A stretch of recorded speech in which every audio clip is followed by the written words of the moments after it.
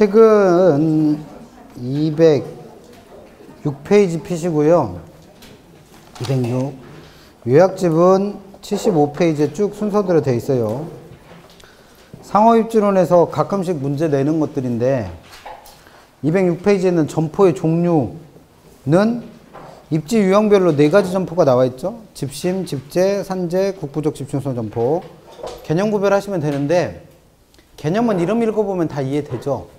예를 들면 산재성 점포다 그러면 점포들이 어떻게 있어야 흩어져 있어야 유리한 점포. 그 다음 집재성 점포다 그러면 동일 업종, 비슷한 업종끼리 모여 있어야 유리한 점포. 집심성 점포는 모이는데 도심에 모이는 거고, 국부적 집중성 점포는 국부적 중심지라는 외곽에 모이는 거예요. 그럼 뭐 이름 보면 별로 어렵지 않은데 내용을 물어보는 문제 나왔을 때 이게 헷갈리시면 얘네들의 예를 하나씩 드세요. 예. 그 산재성 점포는 흩어져 있어야 유리한 점포들은 뭐 잡화점이나 세탁소, 이게 시험에 나왔던 거니까. 근데 잡화상이라는 게 우리가 말하는 편의점쯤으로 이해하시면 되는 거죠. 그 다음에 집재성 점포는 모여있어야, 동일업종의 점포가 모여있어야 유리한 뭐 가구점 같은 거, 의류상점 뭐 이런 거, 아울렛 같은 거. 그 다음에 집심성 점포는 도심에 있어야 유리한 거, 뭐 백화점 같은 거죠, 백화점. 그 다음에 국부적 집중성 점포는 이게 외곽에 있는 중심지, 여기서 외곽의 중심지는 도심이 아니라 외곽, 즉 조그만 소규모 도시의 면소재지쯤 되는 동네. 이런 것들을 국부적 중심지라고 하시면 돼요. 그래서 여기에 있는 대표적인 게 농기구점 같은 거. 예를 들어서 농기구점이 그런 데 입지하는 이유는 요즘 한참 모내기철인데 모내다가 보니까 호미가 하나 필요해졌어요. 그럼 집에 가서 이쁘게 샤워하신 다음에 옷 갈아입고 택시 타고 서울까지 갔다 온다? 농사 안 짓고 말죠. 그러니까 이런 때는 어떻게 돼요? 그냥 장화 식은 채로 그 동네 가서 물건 사오면 되잖아요. 그런 것들이 뭐다? 국부적 집중성 점포. 이거 구별하시면 되고, 그 옆에 207페이지 있는 상품의 종류에 따른 분류는 거기 나와 있는 편의품이 뭐고 선매품이 뭐고 전문품이 뭔지만 아시면 돼요. 근데 우리가 이게 일상적으로 쓰는 용어가 아니죠. 일본 용어라 그래요, 일본 용어. 그래서 전문품은, 아니, 편의품은 일상생활 필수품을 말해요. 그래서 이런 걸 판매하는 상점이 어디다? 편의품점. 그럼 대표적인 건 뭐예요? 동네에 있는 조그만 슈퍼, 편의점, 뭐 이런 것들이죠. 얘는 가장 큰 특징이 뭐예요? 이거 사러 갈 때, 이런 일상생활 필수품 사러 갈 때, 아까처럼 뭐 샤워하고 옷 이쁘게 입고 구두 신고 차 끌고 갔다 오신다? 가 아니라 그냥 입고 있던 추리닝 채로 슬리퍼만 하나 걸치고 가잖아요. 그럼 슬리퍼 신고 10분 이상 가면 발에 물집 잡혀. 그러니까 얘는 10분 이상 걸어가면 되는데 절대 안 돼요. 그래서 멀면 절대 안 됩니다. 그게 편의품점. 그 다음에 선매품점은 이 선자가 고를 선자예요. 고를 선자. 그래서 거기 나와 있는 개념, 고객이 상품의 가격, 스타일, 품질 등을 여러 상점을 통하여 비교. 이걸 우리 두 글자로 뭐 하고 다닌다? 쇼핑한다고 그러죠. 쇼핑. 그래서 쇼핑을 통해서 구매하는 상품을 판매하는 상점이 선매품점이에요. 그럼 이런 대표적인 게 뭐다? 여성 의류. 여성 의류. 쇼핑 제일 많이 하시는 게 뭐예요? 여성 의류. 남자들은 쇼핑 잘 안 해요. 왜? 그냥 배송되면 입는 거예요. 와이셔츠를 제가 안 사요. 그래서 그냥 집사람이 봐서 어디 뭐 이렇게 들어갔는데 와이셔츠 세일한다 그러면 그냥 일단 바구니에 담어. 그랬다가 이제 특강료 나오면 어떡하는 거야, 결제. 그럼 그거 날라오면 뭐야? 그냥 알아서 주워 입는 거예요, 그냥. 근데 뭘 쇼핑을 해. 그러니까 여성 의류는 안 그렇잖아요. 옷 하나 살려면 뭐 날밤을 새던데 뭘. 그런 것들이 선매품점. 그래서 여성 의류 살려면 어디 가셔야 돼요? 백화점 가야지. 그게 어디에 들어가는 거고, 두 번째 있는 거 집심성. 그 다음에 아울렛 가도 되잖아요. 집재성. 전문품점은 이 전문품이 고객이 특수한 매력을 찾으려는 상품으로 구매를 위한 노력을 아끼지 않고 가격 수준이 높은 유명품. 이 유명품이 뭐예요? 브랜드지 뭐 브랜드. 그러니까 브랜드가 있는 뭐예요? 명품 이런 거 파는 데가 뭐다? 전문품점. 전문품점. 그래서 위치 영향은 잘 안 받죠. 명품 살려면 어디까지 다녀오셔야 돼? 서울까지라도 다녀오셔야지 뭘. 그런 것들. 그래서 여기서는 거기도 가시나? 그 아울렛, 여기는 아울렛 가려면 어디로 가셔야 돼요? 명품 아울렛 같은 거 가시려면? 아, 백화점 말고 아울렛 가시려면. 안 가요, 아예? 여주 가요, 여기서 여주까지? 멀어도 상관없다는 얘기네? 그렇구나. 그런 데가 전문 품점입니다. 저는 옛날에 저쪽, 서울의 서쪽 살 때는 김포에도 현대 아울렛 있잖아요. 거기는 파주 쪽을 많이 가다가 요즘엔 동쪽으로 이사 갔잖아요. 잠실 쪽으로. 그래서 요즘에는 뻑하면 가는 데가 여주요. 주말에 할 거 없잖아요.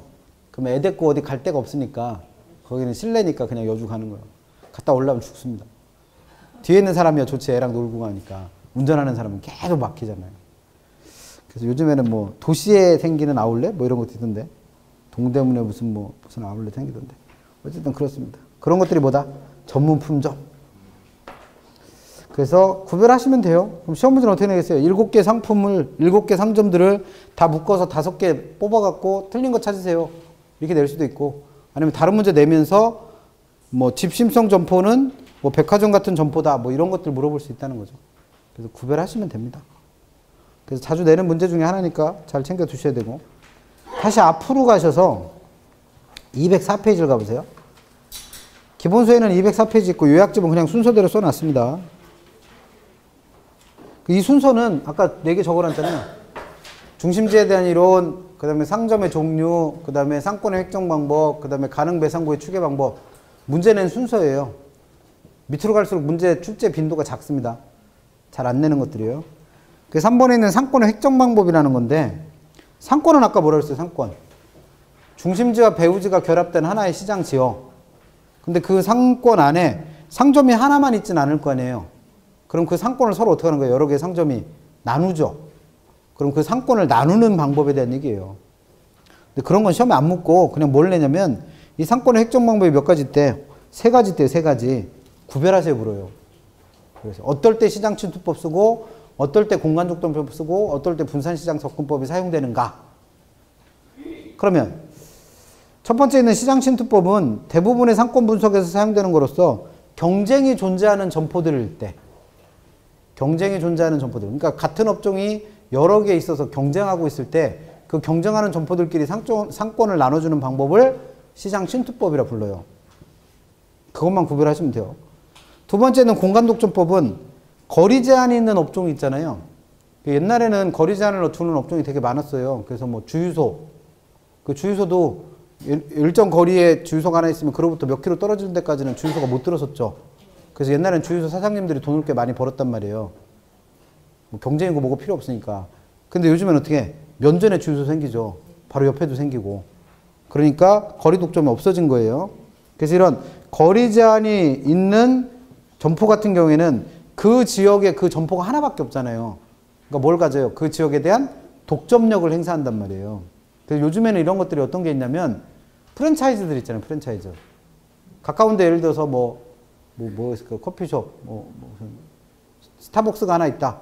그럼 그 주변에는 똑같은 매장이 들어서요, 안 들어서요? 안 들어서요. 그러면 그 커피숍은 그 지역 내에서 독점력을 행사하고 있는 거잖아요. 그런 경우에 상권을 나누는 방법을 두고 뭘 한다? 공간 독점법. 왜? 지역 독점을 행사하고 있으니까. 그럼 상권을 나누는 방법이 달라질 거 아니에요. 독점을 행사하니까. 분산시장 접근법은 전문화된 상품. 이게 누구예요? 아까 명품.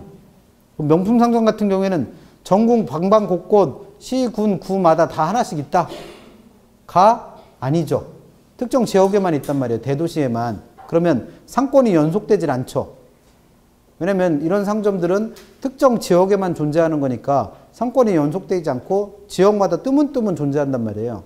그럼 그런 경우에 상권을 나누는 방법을 뭐란다? 분산시장 접근법. 그럼 3개 구별하시면 된다고 그랬으니까 205페이지는 표를 갖고 구별을 하시든 아니면 그 옆에 써있는 말을 보고 표시하시든 시장 침투법은 어떨 때 쓴다? 가장 일반적으로 사용하는 경쟁이 존재하는 점포 사이에. 공간독점법은 어떨 때 쓴다? 거리 제한 같은 것들이 있어서 그 지역에 대한 독점력을 행사하는 점포의 경우에.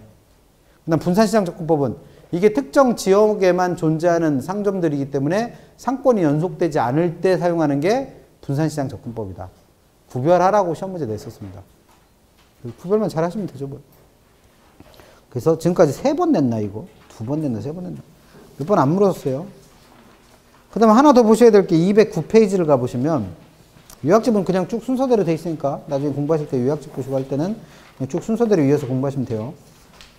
209페이지 보시면, 동그라미 2번에 가능 매상고의 추계 방법이라는 게 있어요. 가능 매상고의 추계 방법. 그래서 그 방법이 몇 가지다? 4가지래, 4가지. 비율법, 유추법, 중력모형, 회기모형. 그러면 이게 왜 갑자기 시험 문제 나오냐면 그 세 번째 있는 중력 모형이라는 게 있잖아요. 이게 우리가 배웠던 누구예요? 레일리와 허프 모형이에요. 아까 레일리와 허프 계산할 때 소멸력 구하는 식을 이용해서 뭘 구했었어요? 소멸력도 구하고 비율도 구하고 그 다음에 이용객수도 구하고 마지막에 매출액도 구했었죠. 매출액. 그럼 매출액을 구하는 방법에 중력 모형이라는 게 있다는 거죠. 그러면 그게 중력 모형만 있는 게 아니라 지금 같은 네 가지 방법이 있다는 거예요.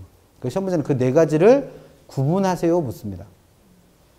그럼 제일 먼저 나와 있는 비율법은 뭐냐면 첫 번째 줄 맨 끝에 이 방법에 의할 경우 대상 점포가 전체 면적에서 차지하는 비율을 거래 지역의 총 지출 가능 금액에 곱하면 가능 매상고가 산출되는 방법이다. 뭔 소리냐 이거죠? 이건 어떤 생각이냐면 어떤 지역이 하나의 시장 지역이에요. 그럼 이게 뭐예요? 상권이죠, 상권. 그럼 이 상권 안에 여러 개의 점포들이 있을 거 아니에요. 같은 물건을 파는. 예를 들어서 A라는 점포도 있고 B라는 점포도 있고 C라는 점포도 있고 D라는 점포도 있다. 그러면 이 네 개의 점포들 중에 A라는 점포가 벌어들이는 뭘 계산해보자? 매상고를 계산해보자라는 거예요. 얼마로 예상되는가? 추계니까 미루어 짐작하는 거죠. 그럼 이걸 계산할 때 어떻게 하는 거냐면 아까 소매인력 법칙 설명드릴 때 사람들은 물건을 사러 갈 때 그 상점까지 거리도 따지지만 뭘 따진다고 했어요? 면적도 따진다고 했어요. 면적. 그래서 거리의 제곱에 반비례하고 어떻다? 면적에 비례한다. 방금 전에 배웠던 허프 얘기잖아요. 허프. 그러면 사람들은 이왕이면 이렇게 똑같은 상점이 여러 개 있을 때 면적을 보고 상점 선택을 할 수도 있다는 거죠. 그러니까 이 네 가지 상점의 면적을 다 합해요. 그랬더니 그 전체 면적이 2000제곱미터쯤 된다고 가정을 해볼게요. 상점의 면적을 다 합치니까. 근데 그 중에서 A라는, 내가 매상고를 계산하고 있는 A라는 상점의 면적이 뭐 100, 뭐 얼마일까? 2000 중에서 400제곱미터를 차지하고 있다. 그러면 A에 뭘 구할 수 있어요? 전체 면적에 대한 비율을 구할 수 있죠. 그럼 몇 프로? 20%. 5분의 1이니까. 4로 약분되잖아요. 4로. 5, 4, 20이니까 5분의 1이니까 20%에 20%. 그럼 A는 전체 면적 중에 몇 퍼센트에 20%의 면적을 차지하는 상점인 거죠. 그 다음에 이걸 구한 다음에 이 동네 사람들이 이 A, B, C, D라고 하는 4개의 점포에서 판매하는 상품. 그럼 예를 들어서 그 상품이 치킨이라고 가정을 해봐요. 치킨. 근데 이 동네 사람들은 이 치킨을 소비하기 위해서 예를 들어서 한 달에 100만 원의 돈을 지불한다.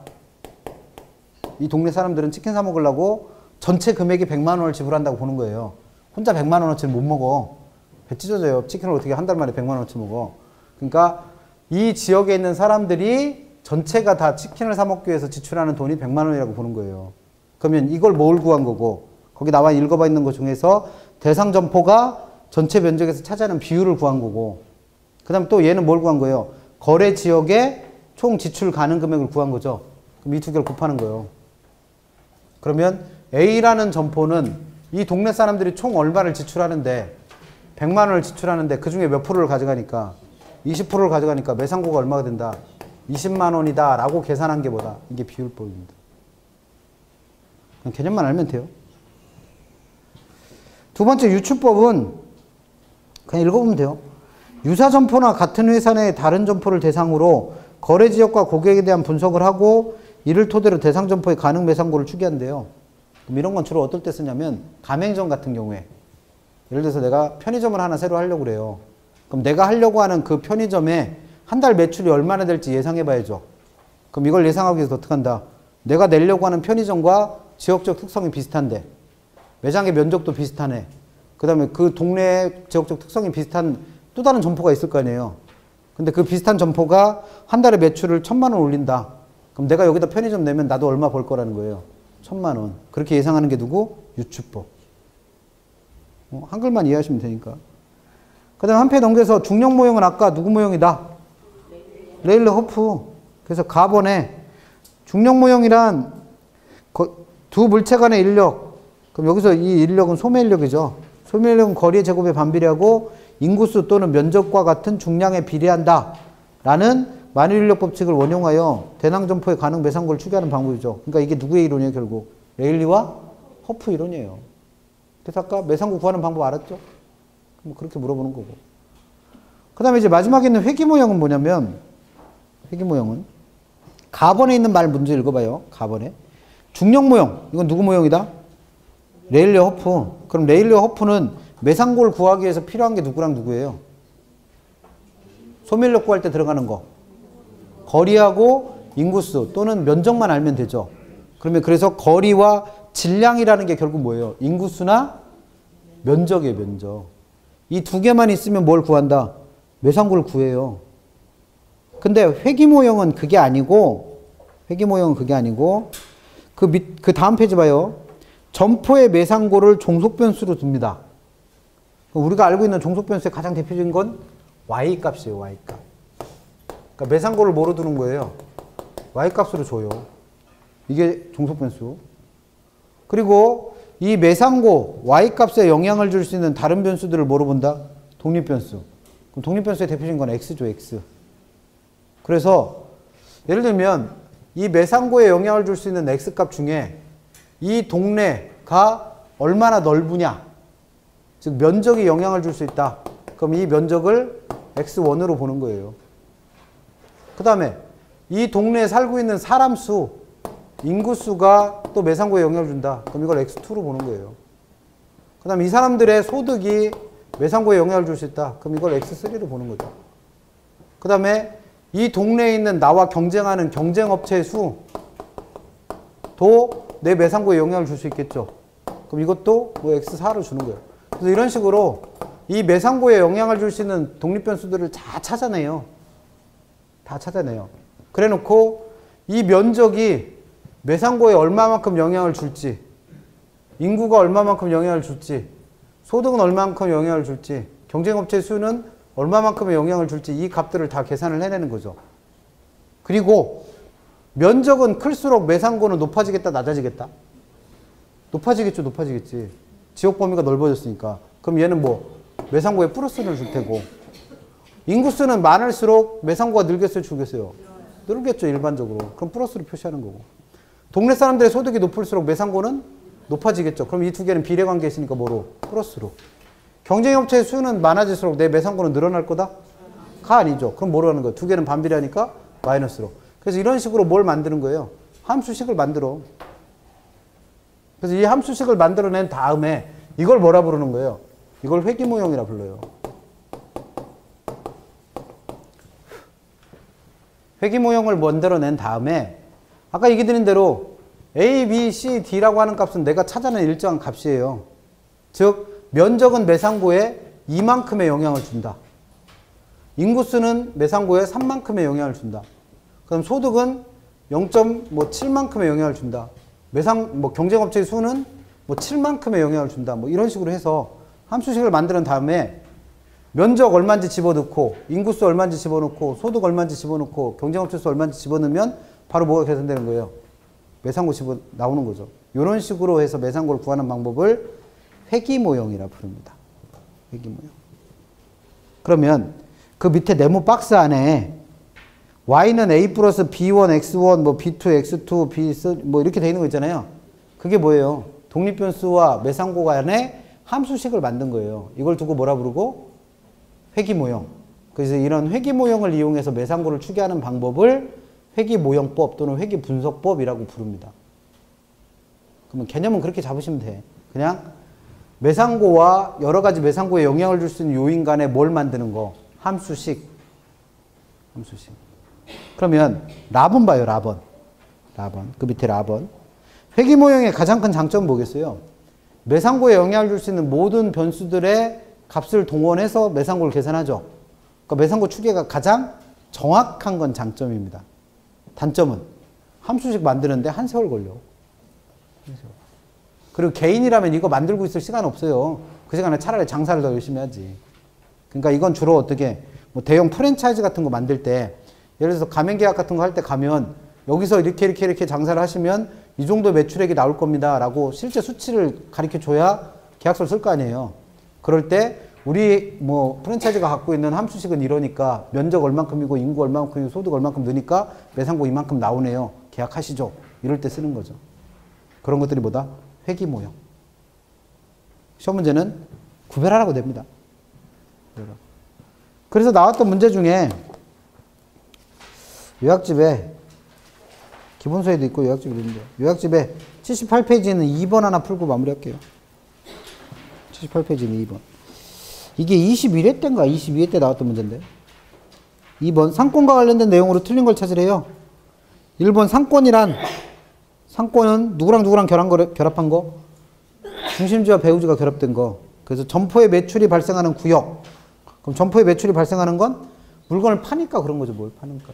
그런 지역을 상권이라 부른다. 그럼 이 상권의 크기는 파는 상품이나 서비스의 종류에 따라 규모가 다 다르죠. 왜? 편의점하고 백화점은 당연히 상권의 크기가 다르죠. 뭐 당연한 얘기죠. 그래서 2번 일반적으로 상품이나 서비스의 구입 빈도가 낮다. 그러면 자주 안 간다는 얘기죠. 그럼 얘는 편의점으로 봐야 돼요? 아니면 고차 중심지인 백화점으로 봐야 돼? 자주 안 가는 건 백화점이죠. 편의점은 오늘도 다녀오셨을 거나 아마? 간식 사갖고 오시느라고? 그러면 이거는 상식적으로 생각을 해봐요. 상품이나 서비스의 구입 빈도가 낮다는 얘기는 고객이 자주 찾아오는 상점은 아니니까 잠재 고객의 수가 엄청나게 어때야 돼요? 많아야 돼. 그럼 그 지역이, 그 잠재 고객들이 포함되어 있는 배후지, 상권이 엄청나게 넓어야죠. 편의점 같은 경우는 어떤 경우예요? 한 사람도 하루에도 여러 번씩 간단 말이에요. 그러니까 지역 범위가 어때도 좁아도 상관없다는 거죠. 그럼 여기서는 상품이나 서비스의 구입 빈도가 낮은 백화점 얘기니까 백화점은 상권의 크기가 어떻다? 커야죠. 그래서 2번이 틀린 거예요. 3번이 아까 설명드린 거죠. 상권을 획정하는 방법으로는 세 가지 있었죠. 공간독점법, 시장침투법, 분산시장접근법. 근데 그 중에서 고급 가구점과 같은 전문품점은 전국 방방곳곳에 있을 필요 없다고 그랬죠. 그럼 상권이 불연속되는 경우니까 뭘 사용한다? 분산시장접근법. 이럴 때 물었던 거예요. 4번 컨버스는 경쟁하는 두 도시에 각각 입지에 있는 소매시설 간에 뭘 찾았다? 상권의 경계지점. 그 다음에 5번 허프는 상권 분석에서 결정론적 접근보다는 확률적 접근이 필요하다고 봤다. 그럼 이게 무슨 얘기냐면 레일리와의 차이인데 레일리는 중심지가 몇 개 있다고 봤어요? 2개. 그럼 선택의 여지가 없죠. A로 가거나 B로 가거나. 이걸 결정론이라고 하는 거예요. 결정론. 둘 중에 하나만 선택하니까. 근데 허프는 중심지가 몇 개 이상 있다? 3개 이상 있어도 상관없다잖아요. 그러면 일로 가느냐 절로 가느냐의 문제가 아니라 뭐요? 여기로는 몇 프로 가고 저기로는 몇 프로 가고 여기로는 몇 프로 가느냐를 따져야 되는 거죠. 그래서 이걸 뭐? 확률론. 그러니까 결국 이 얘기는 5번에 나와 있는 얘기는 허프는 중심지를 몇 개 이상 봤으니까 3개 이상이 있다고 봤으니까 단순히 일로 가느냐 안 가느냐의 문제가 아니라 뭐예요? 이런 확률론적인 접근을 한다는 거죠. 그런 거 물은 거예요. 틀린 거 몇 번이다? 2번. 4번은 한번 풀어보시면 될 것 같고요. 그래서 오늘 여기까지 하시고 다음 주에는 나머지 공허입지론 정리하고 지대론, 도시 내부구조론 정리해서 시장론 마무리하고 정책론까지 들어갈게요. 수고들 많이 하셨고 일요일날 뵌 분들은 일요일날 뵙고 아니면 다음 주 건강한 모습 뵙겠습니다. 수고하셨습니다.